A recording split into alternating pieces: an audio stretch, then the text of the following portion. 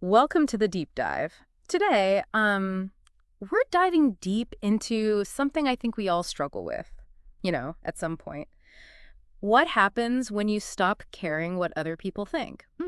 Yeah. We've got this really cool article. It's called Once You Stop Caring, These Amazing Things Happen. Oh, interesting. And it's got all these like psychological and philosophical points about seeking approval from other people and finding peace, like inner peace, So inner peace. So we're going to break it all down. Okay. And hopefully you'll leave this deep dive with some things you can actually use to actually live a more authentic life. I like that. Actionable steps. Yeah, exactly. So the article starts off talking about this trap of external validation. Okay. And they use this analogy of a hamster wheel, which I think is so relatable. It's like we're constantly running and running, looking for approval from others, but we don't really get anywhere. Right. You're just stuck. Yeah, you're just stuck in this cycle. And it's fascinating because this article really gets into like why we crave validation from others in the first place. Yeah. It's not always as simple as just wanting to be liked, right? Right. It can be tied to some deep-seated beliefs we have or even societal conditioning. Yeah, it's like we're conditioned to care about what people think from such a young age. Yeah, absolutely. Think about it, like when we were kids, we got praised for good grades. Uh-huh.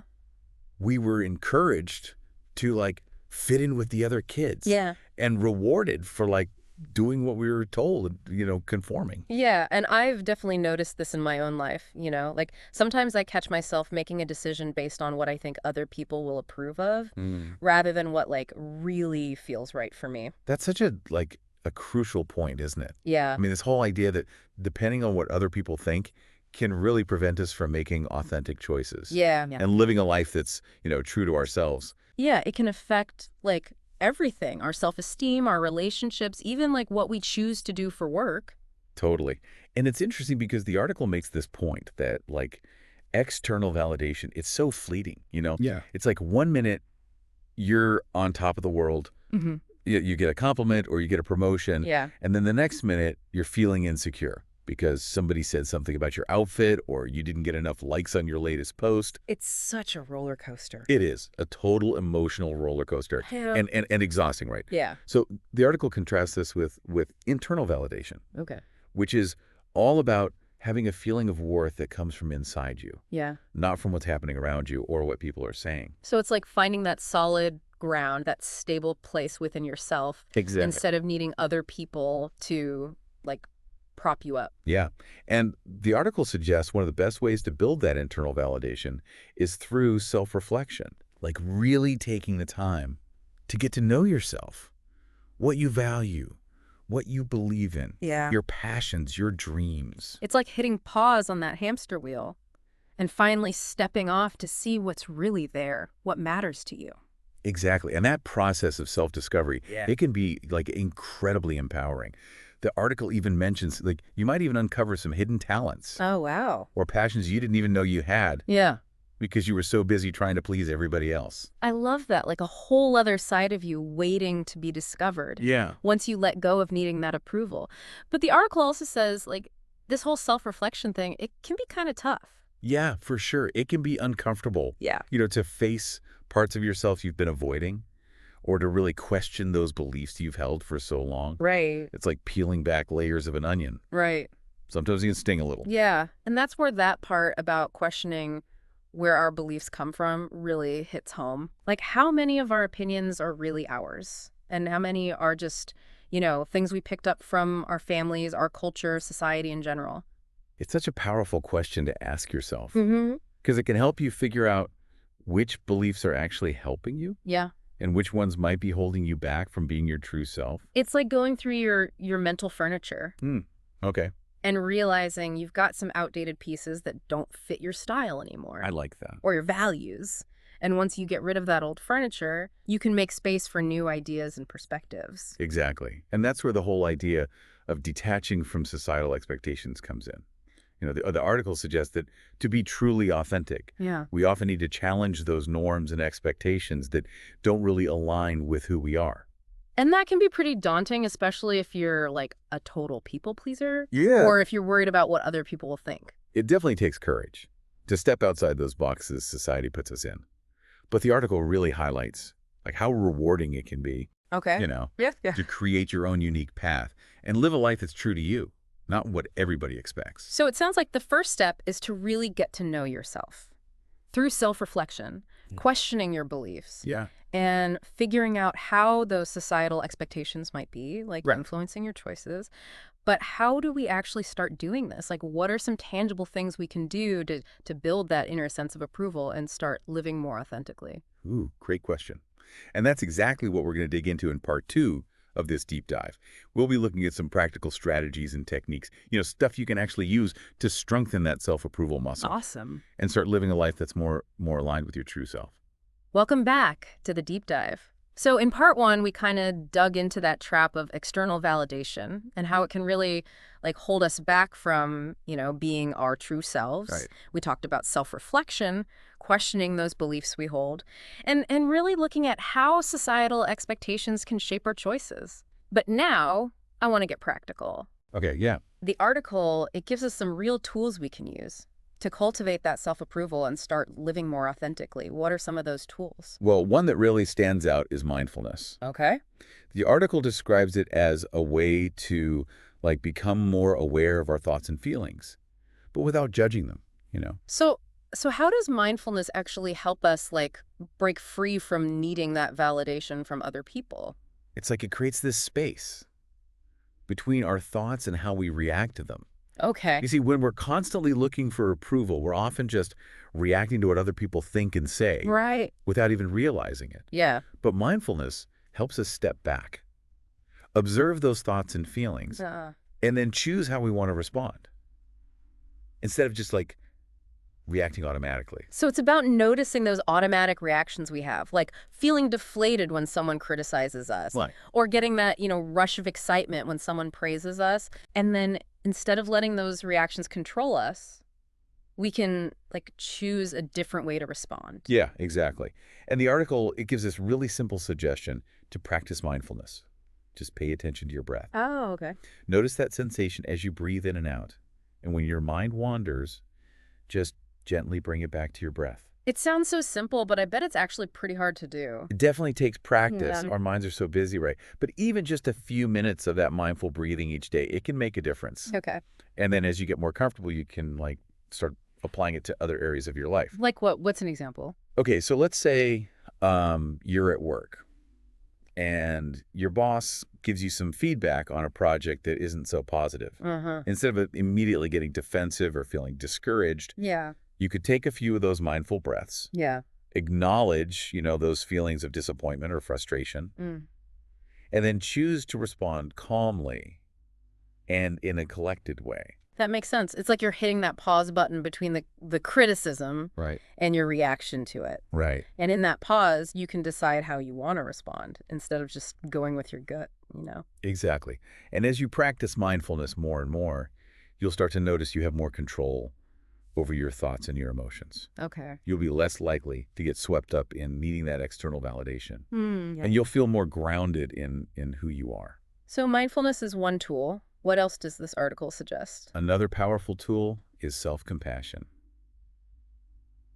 I've been hearing a lot about self-compassion lately. What is it exactly, and how does it connect to, letting go of needing that validation from others? Self-compassion is like treating yourself the way you would treat a good friend. Okay. Of kindness, care, and understanding. It means acknowledging your imperfections and mistakes, but without judging yourself. Yeah. And it's about offering yourself that support and encouragement, especially when things are tough. So instead of like beating yourself up when you make a mistake or you don't meet your own expectations, Right. you offer yourself that gentle understanding. Exactly. And the great thing is, when you're practicing self-compassion, you're less likely to go looking for that validation from others Yeah. because you're already giving it to yourself. Makes sense. Sure. You already feel good about yourself and you accept yourself for who you are. You don't need that pat on the back from someone else as much. Right. And the article has some actual practices for building self-compassion. Okay, like what?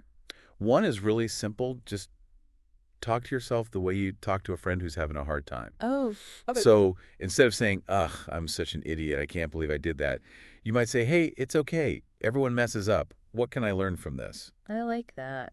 Another practice is to write yourself a letter, a self-compassionate letter. Imagine you're writing to a friend who's going through something difficult. Uh-huh. What words of support would you offer them? Then write those same words to yourself. That's really cool. It's like giving yourself a pep talk from like your own best friend. Yeah, and the article stresses that self-compassion isn't about letting yourself off the hook or ignoring those areas where you can grow. Right. It's about acknowledging those areas, but still being kind and understanding towards yourself. Finding that balance between holding yourself accountable, but also supporting yourself. Exactly. Now, another tool the article talks about is setting healthy boundaries. Okay, I can see how boundaries might be important here, but how do they actually help us break free from needing external validation? Well, when we don't have those healthy boundaries in place, we often end up letting other people dictate our choices and our behaviors. Yeah. We might say yes to things we don't really want to do, or put others' needs before our own, Uh-huh. all to please them, or get their approval. So we end up sacrificing our authenticity to fit in or avoid conflict. Exactly. But when we do have those healthy boundaries, we can stand up for our own needs and values, even if it means disappointing someone or saying no to requests that don't align with our priorities. So it's about having that courage to say, this is what I'm comfortable with and this is what I'm not. Exactly. And the article really makes it clear, setting boundaries isn't about being selfish or controlling. It's about taking care of yourself and having those healthy relationships, the ones built on mutual respect. And I imagine setting boundaries with family or close friends can be extra tough. It can be. Cause those relationships come with a lot of unspoken expectations and pressure to conform. It's true. It can be more challenging, but it's still so important to set those boundaries, even with the people we love. Yeah. It's all about communicating your needs clearly, respectfully, and being willing to have those tough conversations. So we've got mindfulness, self-compassion, and setting healthy boundaries. 3 really powerful tools for building self-approval and living more authentically. Anything else the article mentions? Yeah, it also talks about the importance of who you surround yourself with, like your support system. Okay. It suggests we build relationships with people who encourage us to be ourselves and celebrate those unique qualities we have, even if they're a little different. Right. Makes sense. If you're surrounded by people who genuinely love and accept you for who you are, Yeah. you don't need to go looking for validation from those who don't. And it's not just about seeking out those supportive people. Okay. It's also about being aware of those relationships that might be draining us Yeah. or making us feel like we need to, fit a certain mold. So maybe distancing ourselves from those relationships that are like toxic Yeah. or where we constantly feel like we're not good enough. Exactly. It's about creating a space where you can truly be yourself Mm. without feeling judged or criticized. So we've talked about the mindset shifts, the practical tools, and the importance of taking action. But what about the emotional side of all of this? Like, what challenges might we face when we start letting go of that need for external validation? That's a great question. And that's what we'll be diving into in part 3 of this deep dive. We'll be exploring that emotional landscape and offering some ways to navigate those challenges with grace and resilience. Welcome back to the deep dive. We've been really exploring this idea of external validation and how to break free from it. In part 2, we got into those practical tools, mindfulness, self-compassion, boundaries, and surrounding ourselves with supportive people. But it's not always smooth sailing. This journey can bring up a lot of emotions, right? Oh, for sure. This article doesn't sugarcoat it. Yeah. Letting go of that need for external validation. Yeah. Yeah, it can be a roller coaster of emotions. You might feel fear, self-doubt, Mm. even a kind of grief. Grief. Yeah, like great for the person you thought you were supposed to be. It's like shedding that old skin, and that can feel really raw and vulnerable. I totally get that. There have been times where I've questioned everything I thought I knew about myself. It can be disorienting. Yeah, it makes sense. It's important to remember those feelings are totally normal. It's like breaking free from an old pattern, an old way of being, and change can be unsettling. So how do we deal with those uncomfortable feelings?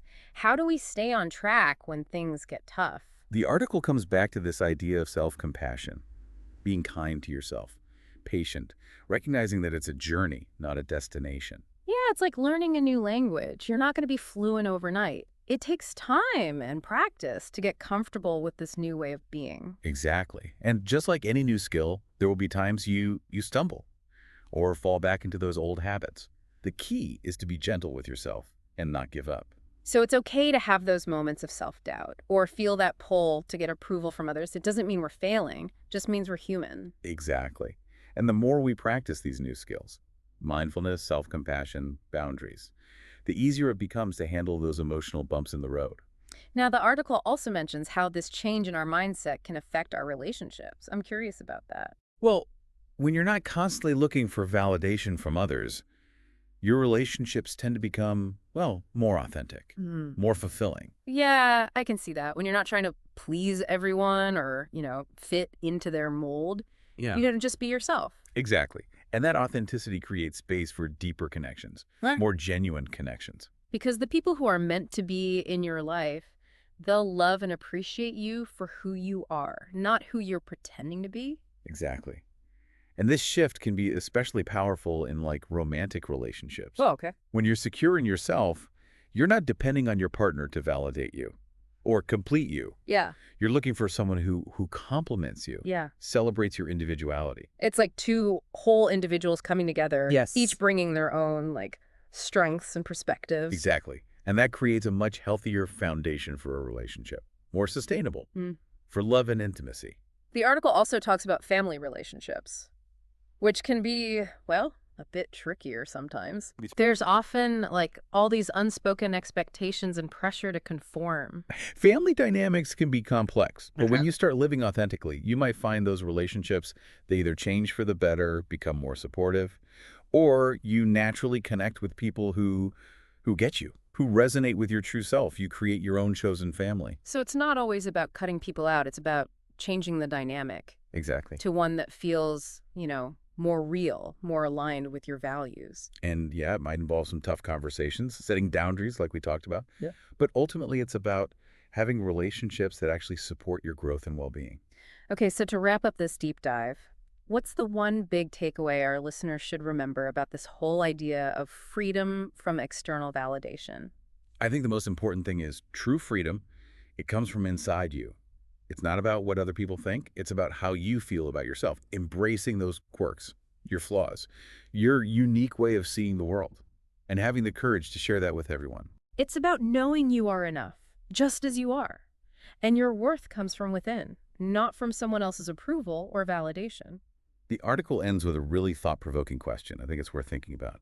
How would your life change if you made decisions solely based on what felt right to you, on what truly resonated with your authentic self, without that fear of judgment? That's a powerful question. And as you continue on this path, this journey of embracing your true self, just remember to be kind to yourself. It's a process, not a race. And remember, there's a whole community of people out there who are on this same journey. Connect with them, share your experiences, support each other along the way. Thank you so much for joining us on this deep dive into freedom from external validation. We hope you found it insightful, empowering, and maybe even a little bit freeing. Until next time, keep diving deep.